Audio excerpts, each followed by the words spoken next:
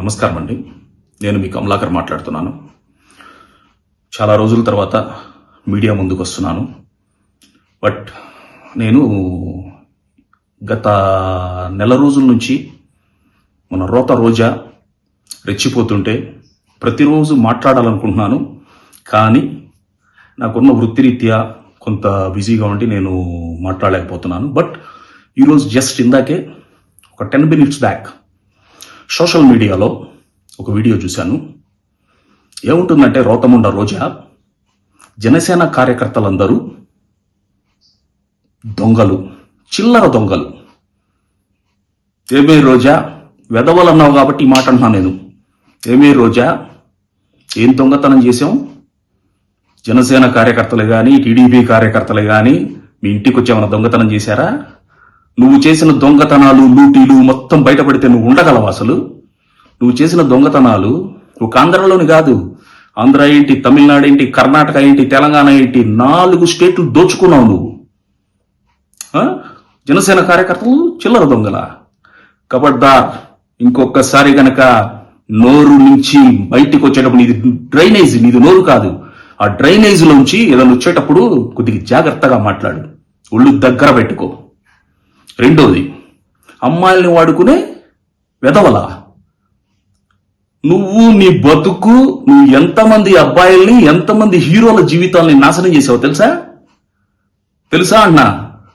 ఎంతమందితో కులికావు? పచ్చిగా చెప్పాలంటే నువ్వా మాట్లాడేది? ఎంతమంది అబ్బాయిల జీవితాలు నాశనం చేసింది నువ్వు.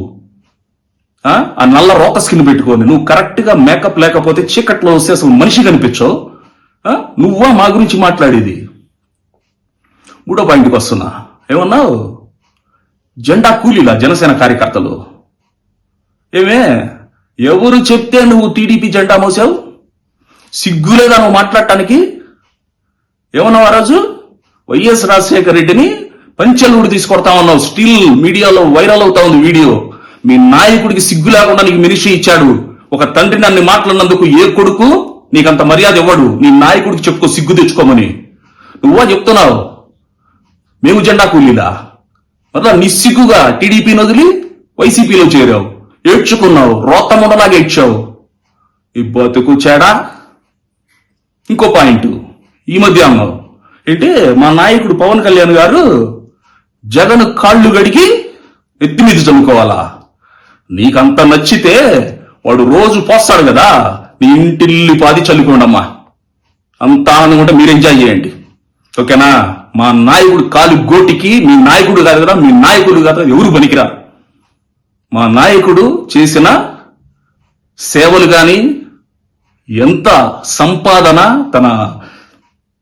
తన మొత్తం సంపాదన కార్యకర్తల కోసం అలాగే సామాన్య ప్రజల కోసం ఖర్చు పెట్టాడు. ఒక్కడంటే ఒక్కడు పవన్ కళ్యాణ్ చేసిన సేవలో 0.001% చెప్పు. నీ కాళ్ళ మీద వచ్చి పడతా ఇప్పుడే. ఏంటే నువ్వు మాట్లాడి? ఎవరే వెధవులు? ముండా వెధవులు అన్నట్టు మేము నిన్ను ముండా అంటాం.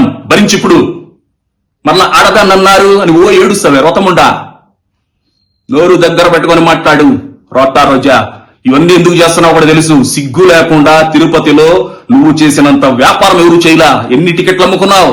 25,000 లక్షలు పెట్టి అమ్ముకొని ఈ రోజు అక్కడ లడ్డు కల్తీ అయిందని తెలిసింది కాబట్టి నువ్వు దాన్ని డైవర్ట్ చేయడానికి నువ్వు పవన్ కళ్యాణ్ అబ్బాయిని రెచ్చగొడుతున్నావు. సిగ్గులేదా నీకు?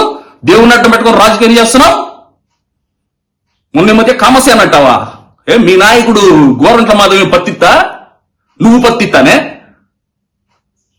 అంబట్రాం బాబు, సుకన్య సుజన మర్చిపోయారా?